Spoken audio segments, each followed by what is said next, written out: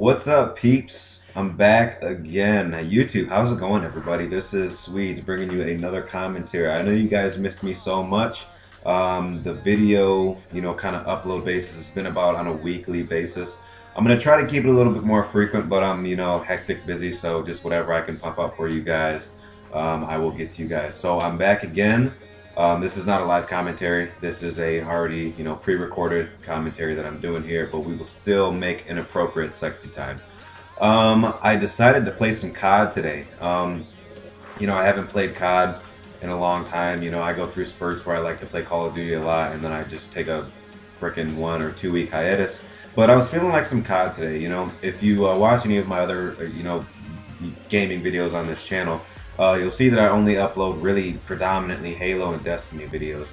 And granted that I don't have that many videos on the channel already, but the videos that I do have on here yet are all basically Halo and Destiny. I'm predominantly a Halo player. That was my first FPS shooter. That was my first game. It's the game that I have the most fun on. It's also the game that I get most frustrated on. So anytime I need to relax or take a break, I'll often play RPGs like Assassin's Creed, Skyrim.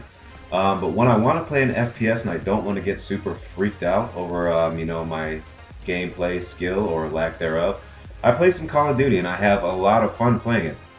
I have a perspective on both games. Of course, I'm a bit biased towards Halo kind of games because that's my very first game. I keep telling you about that. But Call of Duty has its place in the gaming industry as well, and I think it has a beautiful place in the gaming industry. Not only because it's reached, massive levels of success that not every game and not a lot of games, in my lifetime and maybe future lifetimes will reach. But it's a game that caters to a different kind of person, and I'm glad that I can appreciate both sides of the coin. Halo is a game of complexity, and you have to go through, massive amounts of critical thinking, and you're constantly asking yourself questions and answering those questions all within a very short amount of time. With Halo, you have a puzzle piece map, a deep sandbox of things to play with, and a lot of tools to coincide with that sandbox. You have grav lifts, you have grenades that can be thrown pretty fast and bounced off various things to kill various enemies in various places. You have various weapon drops all over the entire map. The original Halo trilogy did not have weapon classes, so you were kind of just, it was a very even playing field that people were on before anyone got to the weapon drops. And that's really what differentiated a skilled player from a new player. When I picked up Halo for the very first time, I got my ass kicked a lot. I got my ass beat in Halo. But over time, I learned where the weapon drops were. I learned the kind of game, kind of gamer and gameplay style that, worked best with me. I'm a complete flat-out rusher in Halo.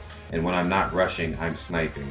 There's other people like me, but some people place more emphasis on vehicular warfare. I'm more of a ground player myself. I'm not very good with vehicles. I often, run up to vehicles, and I'm the idiot who ends up getting destroyed by those vehicles because, the vehicles are overpowered. Not overpowered themselves in themselves, but compared to a ground player, they are. I'm just the little mice running up to the cat, trying to steal cheese from the cat, and the mouse just swats at the little mouse.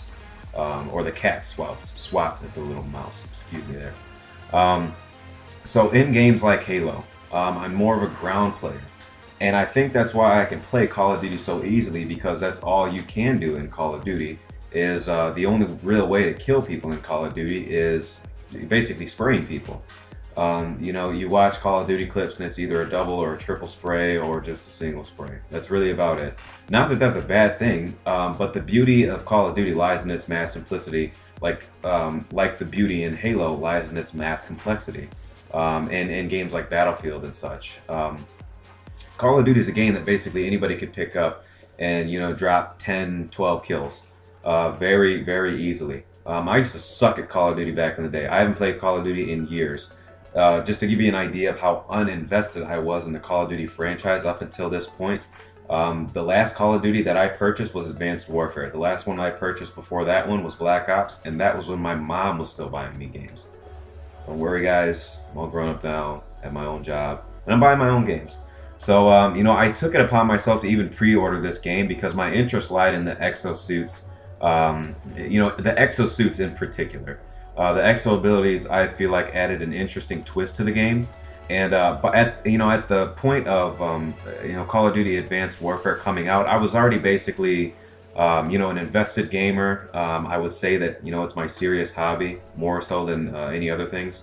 Um, so I would consider myself just a little bit more than a casual gamer. I would consider myself a casual gamer who takes my hobby very seriously, and I like my hobby a lot. So what stood out to me was the exosuits. That is why I pre-ordered this game. It's the first game I've pre-ordered in years. It was not because of the campaign and because Kevin Spacey and things like that. I know that was a huge hype over this game, and he was all over the marketing campaign for Call of Duty Advanced Warfare. But I pre-ordered this game simply because I wanted to know what the exosuits were like. I felt like it was going to add an interesting twist to a game that's skill gap has been compressed, time and time again to levels, seemingly unbelievable with every ensuing game. Following the grotesque Frankenstein that was Call of Duty Ghosts, I didn't play that game. I still have not played that game. I don't plan on playing that game.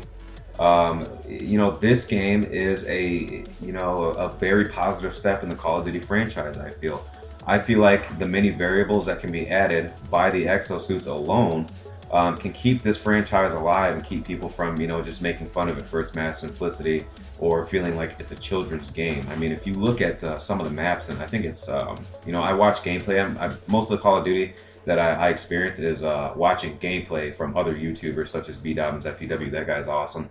And Kaz.TK. Some of the maps look like children's maps, for God's sakes. I mean, you're playing in skate parks. You're playing in just weird places in the world, prisons, things like that. And for a game that started out as an army game, you really wouldn't think that it would have gone to those corners of the world. It's kind of like a weird vacation, but for a game that's been like that in the past, and to see this game, it really is a very advancing step. It's a refreshing experience for Call of Duty. I feel for Call of Duty gamers who play this game all the time. I'm not deeply delved into the statistics of the gaming industry, but I have read a little bit about how half of Call of Duty players, half of the people who have played Call of Duty or are currently playing Call of Duty right now on a regular basis, play every night and play for at least 3 hours a night. That's a huge deal. Call of Duty is a big thing. When you look at Call of Duty and compare it to Halo, Halo doesn't have as big of a following. Reason being is because it's a game of mass complexity. Same with games like Destiny, and same with games like Battlefield. Excuse me. I played Battlefield when it was Bad Company 1, and then the next Battlefield I played after that was Battlefield 4. I never played Battlefield, I don't know if it's called 2, I really don't know. I never played Battlefield 3, but I played Battlefield 4, and I bought it after, the hype calmed down about the launch. I heard about the launch when the game launched, and it was a very, very frightful time to buy Battlefield 4 in the world of gaming. So I bought Battlefield 4, and I think that game is super, super awesome. The reason being is because I love to learn, and the beauty in games, I believe, is in learning new games. So Battlefield 4 was a massive learning curve for me. It was like when I picked up Halo for the very first time, and I got my ass beat time and time and time again. I've owned Battlefield now for about 3 months. Yeah, 3 months. I bought it a little bit before Christmas because it was on sale. I still get my ass beat in that game. Nonetheless, I have a ton of fun in that game because it's a game of mass complexity. Although I've never emphasized vehicular warfare, even in Halo, which is basically my mother game, my go-to game. That's the game that I play on a frequent basis all the time. I don't play Call of Duty every day. I don't play Battlefield every day. I play Halo basically every day or every other day. And if not, that's just the game that I play most frequently over every other game. I think, in fact, in Halo 3, I was like 12 or 13 when I first got the game. I had, it was like the first game that I knew that I had 400 plus hours of gameplay time in. So, Halo's kind of my go-to game. Battlefield 4 was extremely fun for me because there's such an emphasis on vehicular warfare and there's such a massive skill gap. And that's why I love games like that. I love games like Halo, and I love games like Battlefield 4 and the Battlefield franchise. But, Call of Duty is awesome as well. I think its simplicity is the beauty of the game. I don't think that the simplicity of Call of Duty is a bad thing, and that's why it's reached its levels of success that it has today.